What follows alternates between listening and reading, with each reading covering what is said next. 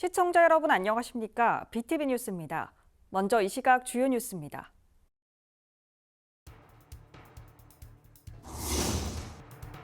지역 소멸 위기 극복을 위한 대안을 찾아보는 케이블 TV 공동기획 시간.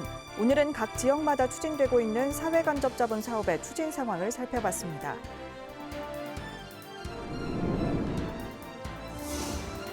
북구가 복지 사각지대에 놓인 위기 가구를 찾기 위해 소액 장기 체납자를 찾아 나섭니다.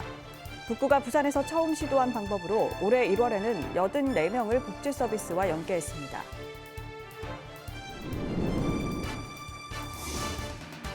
부산도서관이 들어선 사상구 덕호동에 문화적 요소가 결합된 문화공원이 들어설 예정이어서 관심을 모으고 있습니다.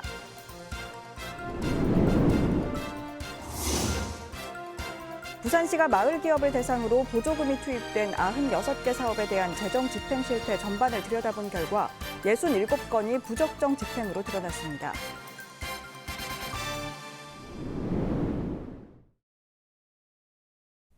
지역 소멸 위기를 극복하기 위해 다양한 시각에서 실태를 점검하고 대안을 찾아보는 케이블 TV 공동기획 시간입니다. 11월 한 달 동안은 각 지역마다 추진되고 있는 사회간접자본 사업의 추진 상황을 점검해보고 있는데요. 먼저 전해드릴 소식은 지자체들 간 갈등 속에 결정이 늦어지고 있는 지하철 교통망 이야기입니다. 인천시와 김포시의 5호선 연장 노선 갈등인데요. 대도시권 광역교통위원회까지 중재를 시도했지만 해법을 찾지 못하고 있습니다. LG헬로비전 이관성 기자가 전해드립니다. 5호선 연장 검단 김포 노선안을 함께 준비하는 것처럼 보였던 인천시와 김포시는 지난해 11월 김포시와 서울시, 강서구가 인천 없이 5호선 업무 협약을 진행하면서 문제를 드러내기 시작했습니다. 당시 김포시와 서울시, 강서구는 5호선 김포 연장이 본 궤도에 오를 수 있도록 방화 차량 기지와 검폐장 이전을 함께 추진한다는 내용을 담았는데 가장 큰 걸림돌이었던 검폐장을 인수합병과 폐업 유도로 최소화할 수 있는 내용이 들어가 5호선 연장이 곧 급물살을 탈 것처럼 보였습니다. 하지만 인천시가 인천 패싱 업무 협약에 대해서 바로 유감을 표명했습니다. 검폐장이 김포로 갈 가능성이 커졌지만 인천 서구와 인접한 영향을 고려하지 않았고 업무 협약에서까지 인천시를 배제한 것을 못마땅해 한 것입니다. 두 지자체 간 입장 차이는 이후 5호선 연장 노선을 협의하는 과정에서 갈등으로 바뀌었습니다. 김포시는 인천 검단 신도시 내 한 개 역을 경유해 한강 신도시로 오는 노선을 제시했고 인천시는 검단 신도시 내 세 개 역을 경유해 김포 한강 신도시로 가는 노선을 제시한 상황입니다. 김포시는 상대적으로 경유 정거장이 많은 인천 노선안을 거부하고 있고 인천시도 물러서지 않고 있습니다. 지난 상반기 두 지자체 간 합의를 기대했던 대도시권 광역교통위원회는 진전이 없자 결국 직권 중재를 예고했습니다. 대광위가 직접 전문평가단을 구성해 두 지자체 노선안 중 경제성과 발전 가능성이 유리한 안을 선택하겠다는 입장이었습니다. 내년으로 넘어가면 이제 GTX-D 서부권 광역철도의 예타 결과가 어느 정도 나올 거 아니에요. 거기에서 도시철도 5호선 연장의 그 경제성 문제까지도 지적이 될 거란 말입니다. 그러면 이제 얘는 하지 못하는 그런 형국이 돼버리거든요. 하지만 대광위는 지역 행정과 정치권, 주민단체 간 갈등까지 부담이 커진 상황에서 직권 중재를 포기했습니다. 어느 한 지자체 안을 선택했을 때 상대 지자체가 수용하지 않고 사업비를 분담하지 않으면 5호선 연장 사업은 물거품이 되기 때문입니다. 대광위는 결국 연말까지 지자체 합의를 최대한 이끌어 보겠다며 다시 뒤로 물러섰습니다. 대광위는 더 자세한 기술적 검토를 위해 연구 용역도 새로 발주했습니다. 5호선 연장 사업에 기대가 큰 인천 검단과 김포 주민들은 수년간 희망 고문에 지역 간 갈등에 지쳤고 기대보다 걱정이 더 커진 상황입니다.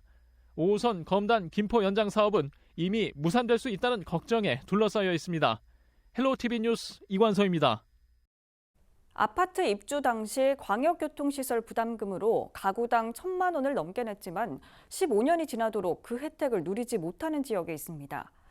지난 2008년 2기 신도시로 건설돼 현재 인구수 15만 명에 육박한 위례 신도시의 불편한 현실인데요. 사업 지연은 자영업자의 피해로 이어지고 있습니다. 딜라이브 유승한 기자입니다. 15년째 사업이 지연되고 있는 위례 신사선 조성 부지입니다. 당초 계획대로라면 이미 열차가 강남권까지 운행돼야 하지만 아직 첫 삽조차 뜨지 못했습니다. 승객들로 붐볐을 역사 예정 부재는 빈터만 공허하게 남아 있습니다. 거리 곳곳에선 빈 점포도 쉽게 눈에 띕니다. 10여 년 전 분양 당시만 해도 초역세권이란 타이틀이 붙었던 위례중앙광장 상권의 초라한 현실. 사업 지연에 따른 피해는 상인 몫입니다. 주변 시세보다 높은 임대료가 부담됐지만 교통 호재만 믿고 투자했기 때문입니다. 이제라도 발을 빼려면 손해를 감수하더라도 시설비 등 권리금은 포기해야 합니다. 저희가 이제 나중에 피치 못할 사정이나 이런 사정이 있어가지고 여기를 영업을 못하게 될 수도 있는데 그래 되면 권리금이라는 게 형성이 안 되고 있어요. 상가가 거래는 거의 뭐 전멸이죠. 거래 뭐 1년에 뭐 손 안에 꼽을 정도밖에 거래가 안 되는 거가 위례가 지금 신사선이 안 된으로 인해서 상권이 죽어버리니까 그 거래가 더 힘든 상황입니다. 위례 신사선은 위례 신도시와 서울 신사역 구간 14.7km를 11개역 규모 경전철로 잇는 도시철도 사업입니다. 광역교통대책의 하나로 사업 추진 초안을 만든 주무처는 LH, 이를 수립한 당사자는 국토교통부입니다. 그동안 민간 투자자는 삼성물산에서 GS건설로 재지정됐고 주무관청도 국토부에서 서울시로 이관됐습니다. 위례 신사선은 우여곡절 끝에 착공 전 단계인 실시협약 체결 절차를 밟고 있지만 중앙정부의 민간 투자 사업 심의 관문을 수년째 넘지 못하고 있습니다. 주민들은 입주 당시 교통개선 부담금으로 가구당 평균 1,400만 원을 이미 지불한 상황. 사용료는 선 지불했는데 혜택은 전혀 누리지 못하고 있는 겁니다. 현재 기재부와 서울시, GS건설은 자재값과 물가 상승분, 총 사업비 산출을 두고 이견을 보여 난항을 겪고 있습니다. 주민들은 LH와 국토부가 첫 단추부터 잘못 끼운 것 아니냐며 불편한 심기를 드러냅니다. 1조 7천억 상당한 위례 광역교통 개선대책 분담금 중에서 2,300억을 위례 신사선에 배정을 한 것이거든요. 그렇기 때문에 핵심 사업에 더 많은 액수를 투입했다면 사업은 빨리 추진됐으리라고 생각합니다. 강남 한복판을 지나는 황금 노선으로 기대를 모았지만 착공을 위한 필수 절차를 여전히 통과하지 못해 장기 표류하고 있는 위례 신사선. 사회 기반 시설에 대한 취약성이 주민의 생존권마저 위협하고 있습니다. 딜라이브 뉴스 유승환입니다. 이번에는 충청권 소식입니다. 먼저 충남은 지난 대선에서 대규모 사회 간접 자본 사업인 철도 관련 공약이 많았습니다. 하지만 대부분의 사업들이 답보 상태에 빠져 있거나 지자체의 재정 부담을 요구하고 있어서 불만이 높습니다. 송용환 기자의 보도입니다. 충남 내륙 철도를 건설해서 삽교와 대전을 잇겠습니다. 중부권 동서 횡단 철도를 만들어 낙후된 동서간 교통망을 연결하겠습니다. 윤석열 대통령의 충남 지역 대선 공약은 대부분 SOC 사업, 그중에서도 철도가 줄을 이뤘습니다. 충남 서산에서 경북 울진에 있는 중부권 동서횡단철도, 대전과 예산 삽교를 잇는 충청 내륙철도, 수도권 광역급행철도 GTX-C 노선 연장 등입니다. 중부권 동서횡단철도는 지난 정부에 이어 국정과제로 선정된 대규모 국책 사업입니다. 철도 노선이 지나가는 13개 시군협력체는 국가균형발전의 핵심 사업이라며 국가철도망 구축계획 반영과 예비 타당성 조사 면제를 요구하고 있지만 정부의 사업 추진 의지는 요원합니다. 충청 내륙철도 역시 사정은 마찬가지. 윤석열 대통령의 대선 공약이었던 중부 지역의 횡단 철도와 대전과 충남을 연결할 수 있는 충청권 산업철도 계획이 하나도 진척되지 않고 있습니다. 빌공짜 공약입니다. 여당이 대선에 이어 지방선거에서도 공약으로 내건 GTX-C 노선 연장은 아직 국토교통부의 공식 발표가 나오기 전입니다. 윤석열 대통령이 지난 6일 광역교통 간담회를 통해 천안아산 노선 연장 계획을 밝혔지만 국토부가 기간 단축을 위해선 추가 연장 구간에 대한 원인자 부담안을 제시하고 있어 지자체들의 재정 부담이 클 전망입니다. 천안은 약 1,497억 원, 아산은 1,126억 원을 부담해야 하는 것으로 알려졌습니다. 이번에 윤석열 대통령께서 천안까지 연장하겠다 이런 말씀을 하신 부분에 대해서도 굉장히 좋은 긍정적인 많은 반응을 가지고 있는 것 같습니다. 지자체들이 뭐 어렵게 운영되고 있잖아요. 그렇기 때문에 지자체에서 부담을 좀 줄일 수 있는 방법으로만 검토해 주신다면은. 앞서 문진석 국회의원은 충청남도에 대한 국정감사에서 GTX C노선 연장은 대통령 공약임에도 정부가 미온적인 태도를 고수하고 있다며 원인자 부담을 하더라도 예산을 사후 보전하는 방식을 고려해달라고 제안했습니다. 국립경찰병원 아산분원과 성안종축장 부지의 국가산단 지정 등 대선 공약을 잇따라 공모사업으로 전환해 충남도민의 공분을 샀던 윤석열 정부. 충남의 미래가 달린 대규모 SOC 사업들이 답보 상태에 빠지면서 정부와 지역 정치권에 대한 볼멘 소리도 커지고 있습니다. BTV 뉴스 송용환입니다. 충북의 경우도 중부고속도로 확장과 청주공항 활성화 등 대규모 현안 사업들이 수두룩한데요. 하지만 당장 내년 국비 확보가 녹록치 않아서 또 뒤로 밀리는 건 아닌지 우려됩니다. HCN 유소라 기자입니다. 충북의 대표적인 SOC 수건 사업이지만 20년 넘게 제자리 걸음인 중부고속도로 확장.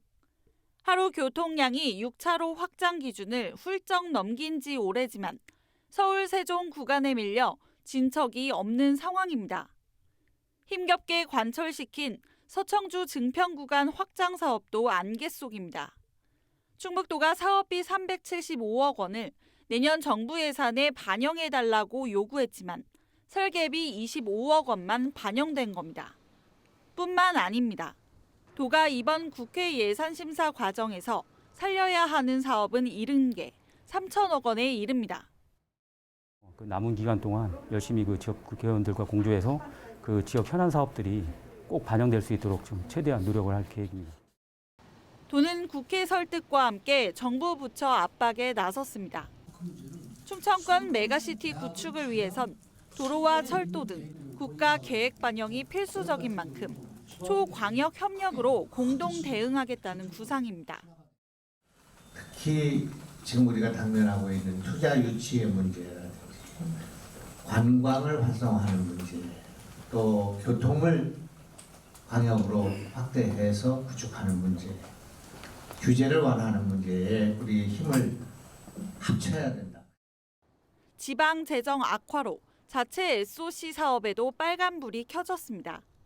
충북도는 모든 사업에 대한 원점 재검토를 거쳐 내년도 예산 7조 1,400억 원을 편성하고 부족분을 메우기 위해 한동안 손대지 않았던 지방채 발행에 들어갔습니다. 정부 교부세 감소와 부동산 거래 급감에 따른 지방세 감소분을 더하면 역대급 세수 결손이 예상돼 1,383억 원 규모 지방채 발행을 중앙정부에 요청한 상태입니다. 전문가들은 법인세 감소 영향이 본격화하는 내년도 세수 상황도 낙관할 수 없다고 진단합니다. 정부가 좀 이렇게 급격하게 지방 재정 감소하는 것에 대해서 일정하게 좀 대책이 마련하는 것도 좀 필요하고. 팍팍한 지자체 살림에 국비 증액도 불투명한 상황에서 지지부진한 SOC 사업이 본궤도에 오를 수 있을지 지자체의 역량을 벗어나 정치권의 도움이 절실해졌습니다. HCN 뉴스 유소라입니다.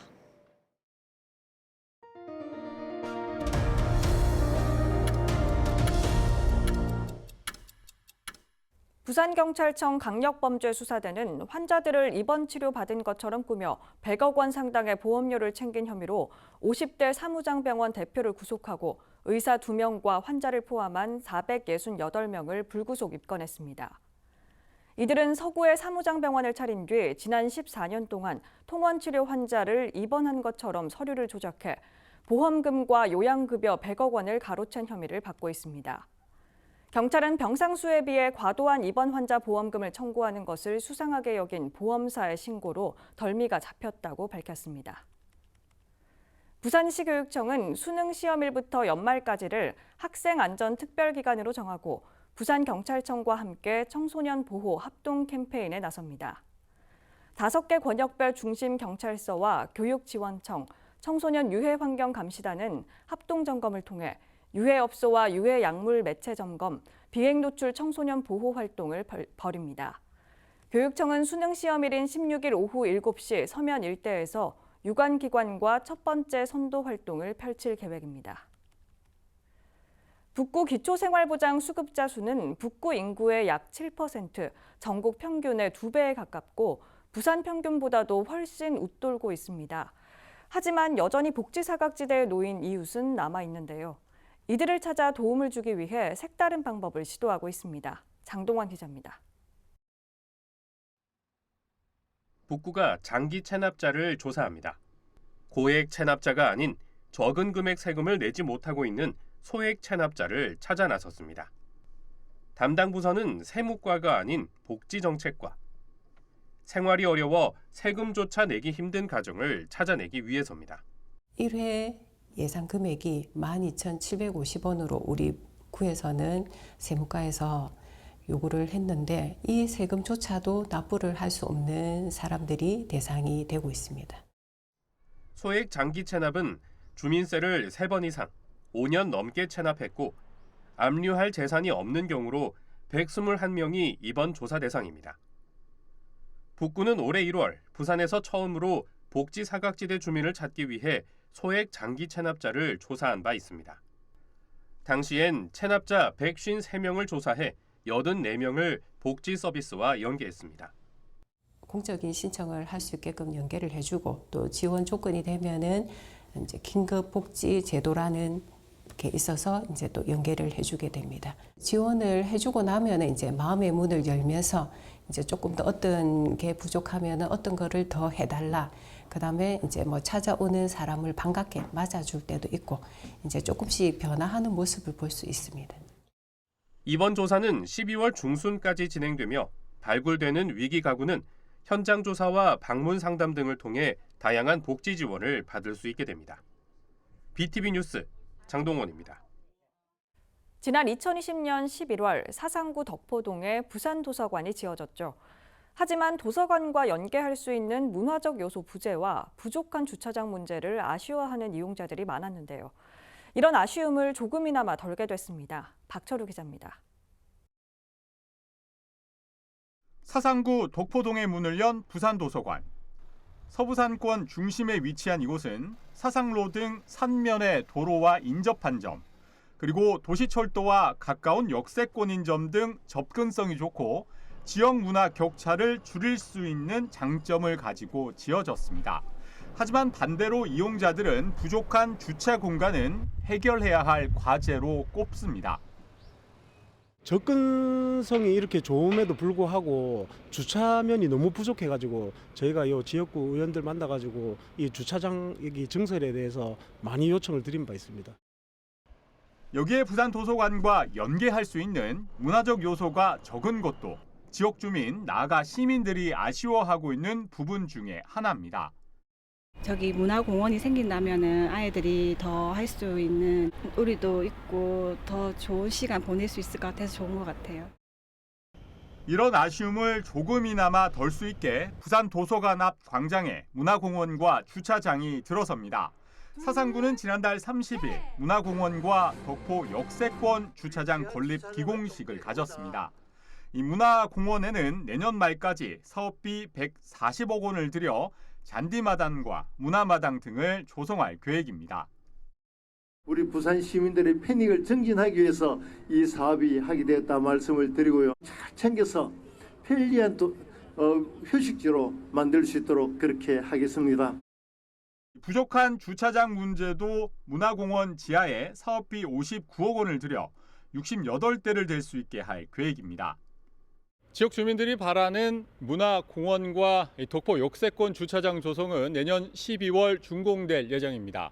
BTV 뉴스 박철호입니다. 마을 기업은 주민들이 지역 자원을 활용한 수익을 창출하기 위해 출자한 기업인데요.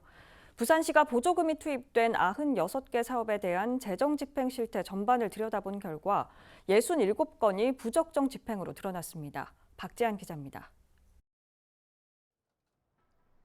부산시 감사위원회가 부산 지역 마을기업 51곳에서 추진한 96개 민간 보조 위탁 사업을 점검한 결과 29곳에서 67건의 위법 사항이 적발됐습니다. 이 중 62건은 보조금 5억 9천만 원을 부적정하게 집행한 사례입니다. 증빙자료 누락이 가장 많았고 승인 전 집행이나 허위 증빙, 연구 용역 부적정 등이 뒤를 이었습니다. 특히 최근 3년간 3곳의 마을 기업에서 집행한 2억 1천만 원 중 8,900만 원은 부적정하게 사용됐습니다.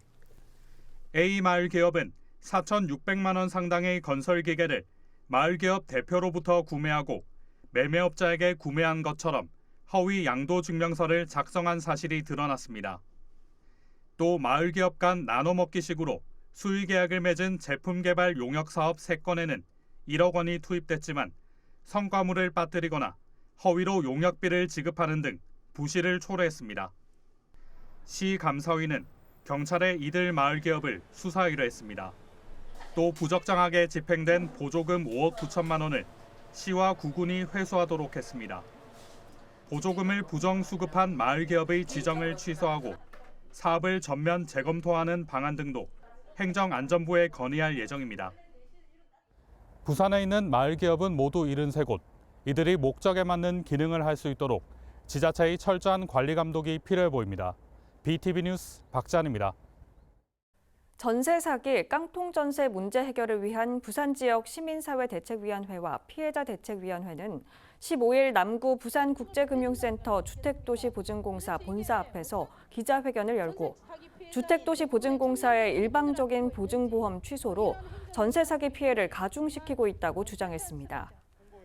주택도시보증공사가 임대인이 제출한 허위 서류를 제대로 확인도 하지 않고 보증보험을 발급하고 뒤늦게 보증을 일괄 취소한 것은 공공기관의 무능함이 그대로 드러난 것이라고 비판했습니다.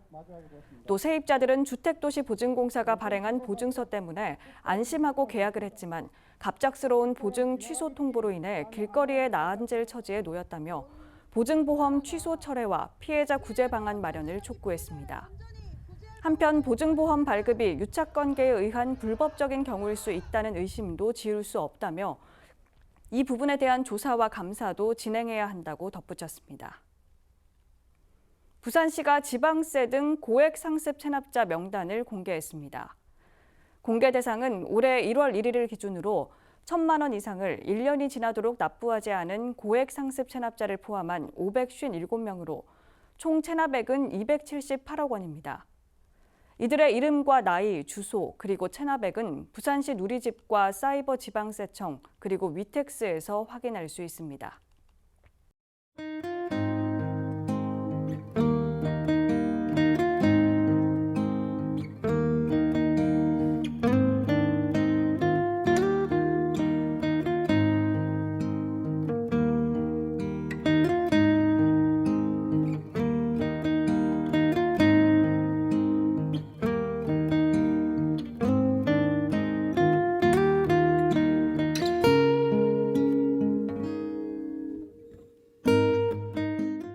이상으로 BTV 뉴스를 마칩니다. 시청해주신 여러분 고맙습니다.